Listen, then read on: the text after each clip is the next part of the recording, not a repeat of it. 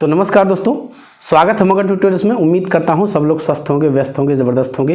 दोस्तों, आज के समय में आपके बहुत सारे कमेंट आ रहे हैं बीएड बीटीसी मामले को लेके, और हम सभी जानते हैं कि माननीय सुप्रीम कोर्ट ने इससे रिलेटेड जो अपना डिसीजन है उसको रिजर्व करके रखा हुआ है। और सभी बच्चे, चाहे वो बीएड के हों या फिर बीटीसी के हों, पहले तो वेट कर रहे हैं कि फैसला कब तक आएगा। और सबसे ज़्यादा कमेंट भी आप लोग की यही है कि सर फैसला कब तक आ सकता है। दूसरी बात यह है दोस्तों कि फैसला किसके पक्ष में आएगा, तो इस पे भी थोड़ी सी बातचीत करेंगे। और हालांकि बहुत सारी चीज़ें मैंने आपको इस पे बता रखी हैं और बहुत सारे डिस्कशन हमारे हो चुके हैं, तो इन दोनों चीज़ों पे हम लोग बारी बारी से बातचीत करेंगे। सबसे पहले यही मुद्दा उठाते हैं कि निर्णय किसके पक्ष में आएगा। एक तरफ जहां बीटीसी है वो कहता है कि 28 जून 2018 जो एनसीटी की अधिसूचना है वो पूरी तरह से इलीगल है, और बीएड ये कहता है कि ये अधिसूचना पूरी तरह से लीगल है और जो भी प्रोसीजर होते हैं इसके लिए, और ये अधिसूचना भी मैंने दिखाई थी दोस्तों, आप यहाँ देख भी सकते हैं।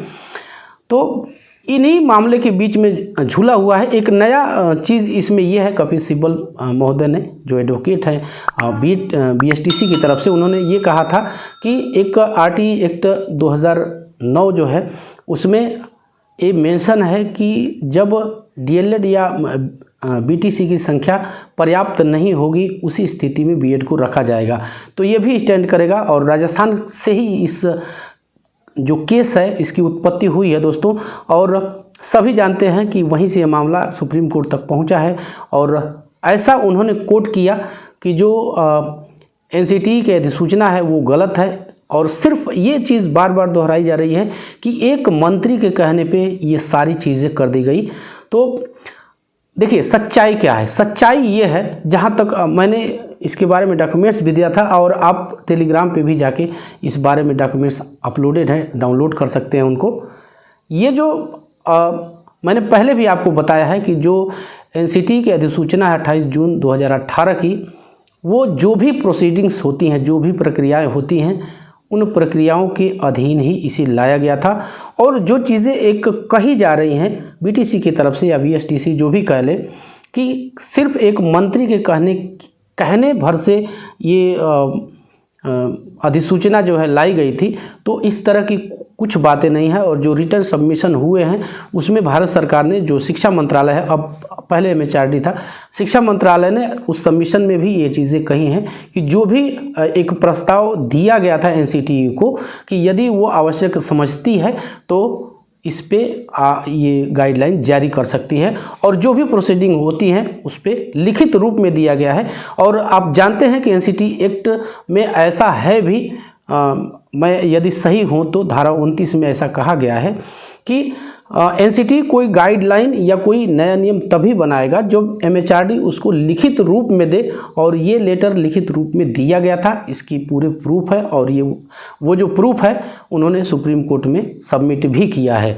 तो मुझे नहीं लगता, जो तथ्य हैं उनको देख के कतई ऐसा नहीं लगता कि एनसीटी की जो 28 जून 2018 की अधिसूचना है, जो गाइडलाइन है, वो किसी भी तरह से इलीगल साबित होगी। दूसरी बात यहाँ पे ये होगी कि जब पर्याप्त संख्या में डीएलएड या बीटीसी है तो फिर इनको लाने का क्या औचित्य है। लेकिन देखने वाली चीज़ ये है दोस्तों कि क्या इस तरह की कोई इस तरह का प्रस्ताव या प्रत्यावेदन या आवेदन गया था वहाँ पे मिनिस्ट्री में या नहीं गया था, या किस आधार पे ये सारी चीज़ें की गई। लेकिन ओवरऑल मैं जहाँ तक मैं उसी स्टैंड पे कायम हूँ दोस्तों कि कभी भी माननीय सुप्रीम कोर्ट जो एनसीटीई की अधिसूचना है या एनसीटीई के जो भी रूल रेगुलेशंस है उसको सीधे नहीं पलटेगा। हम ऐसा मान के चल रहे हैं, ऐसी हमारी उम्मीद है, क्योंकि यही एक संवैधानिक बॉडी है जो पूरी जो शिक्षा व्यवस्था है, संपूर्ण देश की शिक्षा व्यवस्था के लिए दिशा निर्देश और एक तरह से कहें फ्रेमवर्क जारी करता है, रेगुलेशंस जारी करता है। तो यदि इसके उलट में कोई निर्णय आता है तो आप सोच के देखिए कि एक किस तरह की परंपरा कायम होगी, और हर राज्य अपने अपने तरीके से इसके रेगुलेशंस को परिभाषित करेगा, डिफाइन करेगा, और उसी तरह से मनमाना कदम भी उठाएगा। तो हमें ऐसे नहीं लगता, इस तरह से कतई नहीं लगता है कि एनसीटी की जो अधिसूचना है 28 जून 2018 की वो किसी भी हाल में निरस्त होगी। तो फैसला क्या होगा? देखिए, बीएसटीसी के अपोज में आने का फैसले का कोई मतलब ही नहीं है। वो तो इस वैकेंसी में है और आगे ही भी रहेंगे। उनकी जीत हार इसमें है कि बीएड रहेगा या जाएगा। तो हमारा जहाँ तक मानना है, हम तो आप लोगों से भी कहते हैं जियो और जीने दो। हमारे यहाँ परंपरा चलती है वसुधैव कुटुंबकम की, और इसको आप लोग भी फॉलो कीजिए। ऐसा नहीं है कि बीएड शामिल हो जाएगा तो आपकी सारी सीटें झटक लेगा। उनको भी जीने दीजिए और अपने भी आप तैयारी करते रहिए। देखिए, अब तो कंपटीशन हो ही गया है। जो जितनी मेहनत करेगा उसको उसी अनुपात में उसका रिजल्ट भी मिलेगा। तो दूसरा प्रश्न ये था दोस्तों कि निर्णय कब आने जा रहा है। तो मैंने 1-2 दिन पहले आपको कुछ वीडियोज़ में बताया था कि ऐसी संभावना है। हालांकि मैंने पहले कहा था कि 1 महीने का समय लग सकता है, लेकिन अभी जो कुछ खबरें आ रही हैं निकल के, उससे ऐसा लगता है, इतना तो आप मान ही लीजिए कि निर्णय फरवरी में ही बहुत संभव है कि आ जाएगा।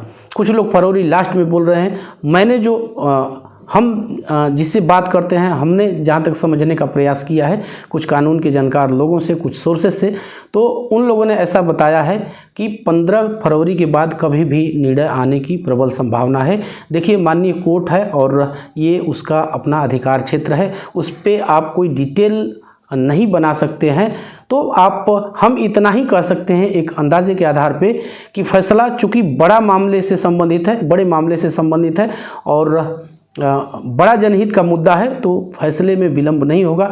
3 महीने का जो प्रोटोकॉल होता है कि 3 महीने के अंदर निर्णय देना है, तो 3 महीने का समय तो नहीं लगेगा। हम यही मान के चलते हैं कि मिड फरवरी तक या थोड़ा सा उससे आगे फैसला आ सकता है। तो बस दोस्तों, यही था आज की इस वीडियो में, और उम्मीद करता हूं कि आपको ये वीडियो पसंद आई होगी। यदि कोई आपके सुझाव हैं, कोई कमेंट्स है, कोई प्रश्न है, तो आप निश्चित रूप से कमेंट सेक्शन में पूछ सकते हैं। और चलते चलते हमेशा की तरह वही रिक्वेस्ट दोस्तों कि कृपया आप इस चैनल को लाइक, शेयर और सब्सक्राइब ज़रूर कीजिए। दोस्तों, जब आप ऐसा करते हैं तो हमें एक मोटिवेशन ज़रूर मिलता है। मिलते हैं अगली वीडियो में, तब तक के लिए नमस्कार।